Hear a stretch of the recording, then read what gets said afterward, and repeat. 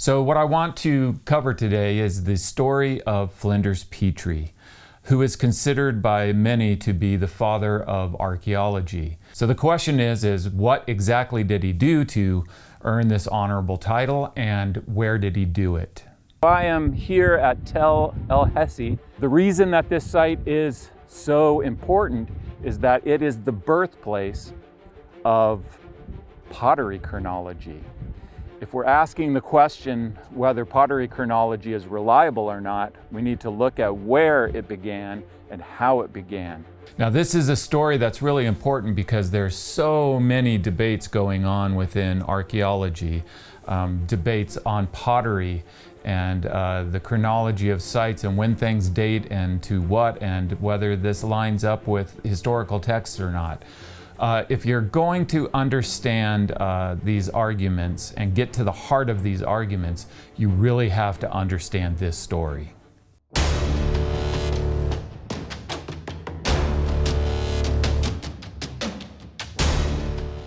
So the early days of archaeology were digging and recovering things from museums, and there came a time when archaeology went in a more scientific direction. And the key figure through whom this happened was the archaeologist Flinders Petrie. So since Flinders Petrie is considered by many scholars to be the father of archaeology, then the place where he did his work that ended up taking the field in a more scientific direction, where he developed the methodologies that are still used today, that place then would be considered the birthplace of archaeology. And that place is a site called Tel El Hessi, and it is located about 16 miles away from Gaza. So after spending almost 10 years excavating in Egypt, Flinders Petrie came in 1890 to the Holy Land to excavate Tel El Hessi. So this was the first site in the Holy Land that he dug. So of all the sites in the Holy Land, why did he choose for his first excavation Tel El Hessi? Well, he chose it because he believed it to be the city of Lachish, which is mentioned in the Bible over 20 times. He didn't want to dig an ancient site that isn't mentioned in the Bible, that doesn't have historical information. He wanted one that had a lot of information from historical sources. I've just repositioned here just momentarily, just hopefully so you can see. I mean, the Tel, I'm standing on the highest part of the Tel, but it goes way out the city itself to these hills off in the distance. It's a very large Tel. It's very substantial, and it's very impressive. And I was expecting it to be much smaller. Tel El Hessi had major challenges, and one of them was that in 1890, the top of the Tel was covered with crops that the owner would not allow to be destroyed. However, there was a stream that went past Tel Hessi, and it went right past the eastern side and had cut into the mound. And the erosion had eroded out a cliff that was about 60 feet high. And so Petrie saw this cliff before him, and he could see the layers stacked on top of each other from the inner core of the Tel El Hessi. Here's the creek down below me. You see the reeds going by the base of Tel El Hessi. And you see this very steep slope and going up to where the side of the Tel is exposed even today. This was also the case back in 1890 when Flinders Petrie came here. So this is what Petrie says. He says, "At Tel Hessi there was a deep and stratified town to work on, and therefore good scope for dating by levels. And a clear section of the town had been cut open by the scouring of the torrent, so that any level could be worked in at once. In these happy circumstances, a few weeks sufficed to obtain pottery of each age, from the Amorite to the Greek times."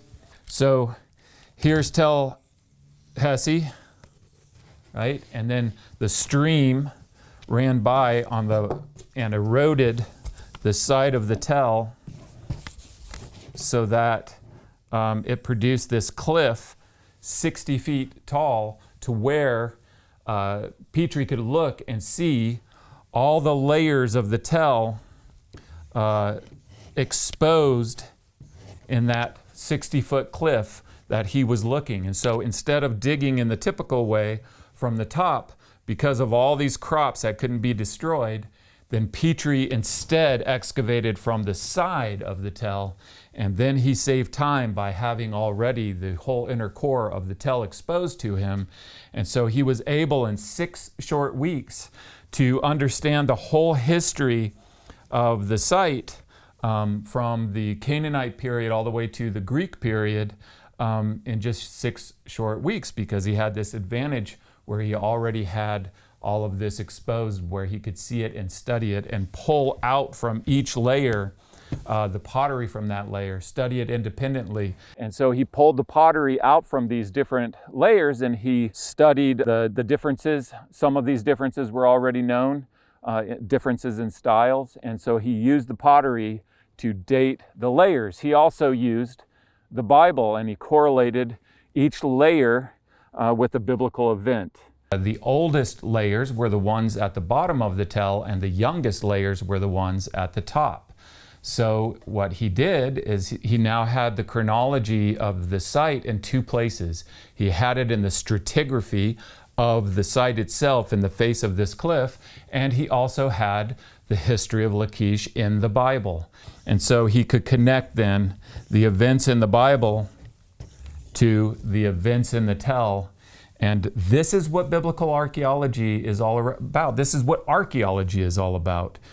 It's about connecting the historical sources that are available about a site that's being excavated so that you can understand and interpret the things that are being found in that excavation to the historical record. This is why archaeology is a field that's under the umbrella field of history. The goal is to connect the archaeological record to the historical record. Then you really have something solid. This is also the reason why the archaeology that takes place in between Egypt and Mesopotamia, in the places and the time periods that the Bible is talking about, is called biblical archaeology. Because, as we see in this dig of Flinders Petrie at Tel El Hessi, that is the goal. The goal is to connect the biblical texts, the Israelite history and their records, to the events that are represented in these layers in the stratigraphy of the site that's being excavated.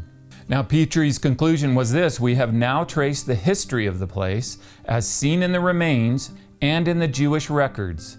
The correspondence is complete. Another thing that he shows is he shows a cross-section of Tel El Hessi. He shows the tell, and then he shows the cut, the face of it, and then he draws in the different levels that he found there. The way that works is simple. He went down to the oldest layers in the tell, and the Bible specifically says that Lachish was an Amorite city. The Amorites were a tribe of the Canaanites, so it was a Canaanite city that came to an end at a destruction level. And the Bible says that the Canaanite city of Lachish was destroyed by Joshua and the Israelites. So he connects that then with the conquest. And then it becomes the kingdom of Israel and later the kingdom of Judah. And so he connects evidence from certain kings who the Bible says built up Judah, like Solomon and Rehoboam. He connects events to Hezekiah. And then that city is destroyed. He finds this destruction layer, and so he goes to the biblical record, which says Sennacherib, the king of Assyria, destroyed Lachish, and he connects that event in the Bible with the event and the evidence that he found in the tell.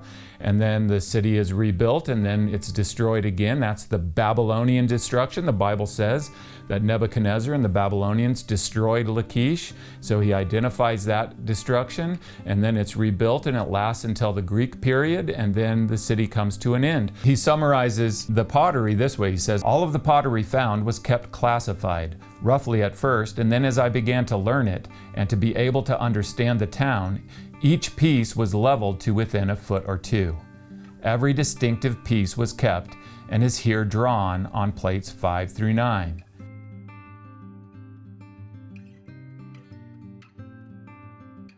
The nature of the pottery is stated, the levels in feet and in the parts of the site at which it has been found, and the approximate dates corresponding to those levels stated in years BC. This is where it began. This is the birthplace of pottery chronology, because he was the first one, Flinders Petrie, right here at Tel El Hessi, that used the pottery and the layers that were exposed in this tell and the Bible to correlate with them in order to date the occupation of this ancient city one layer at a time, using both the Bible and the pottery. Here's the problem. The problem is that Petrie was wrong. He made a mistake in identifying Tel El Hessi as Lachish, because Lachish was later to be discovered at another site called Tel Duwir, and the excavations that have happened at Tel Duwir have made it pretty much certain that that is the site of Lachish. Lachish was later discovered by William Foxwell Albright. It's not too terribly far from here.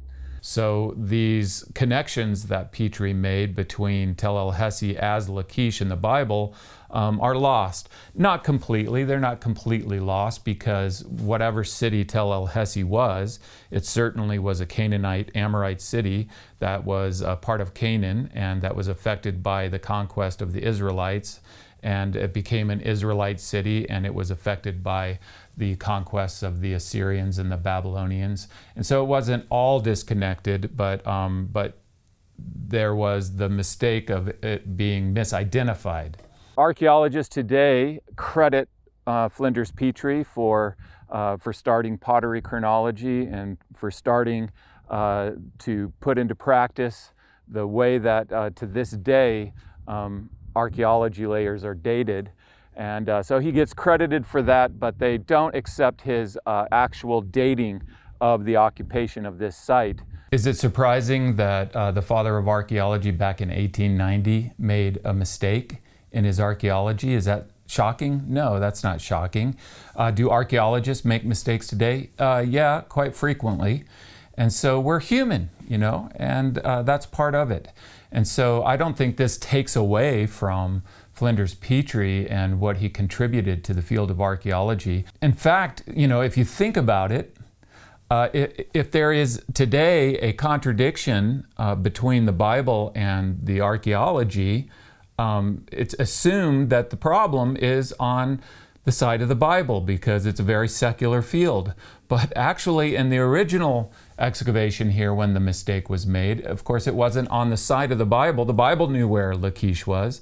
It was a mistake by the archaeologist. So what do we learn from this story? Well, first of all, we learn this. We go back to this site. We go back to this original excavation and archaeologist who began to develop these important methodologies that began to take archaeology in a more scientific direction. And it's important to understand that Petrie used the Bible. The field of archaeology was birthed out of the biblical worldview, not out of the secular worldview. Archaeology came about, it was Bible-inspired and it was Bible-driven. Now the concept is, oh, well, if you use the Bible, then you're not being scientific. You need to be more scientific by not using the Bible. Well, that's not the way it started. That's not what happened with Flinders Petrie. That's not what the excavations at Tel El Hessi were about. They were very much about the Bible and connecting the archaeology to the biblical record. So that's how the field originally went in the direction of becoming more scientific and using methodologies. Those methodologies were developed using the Bible.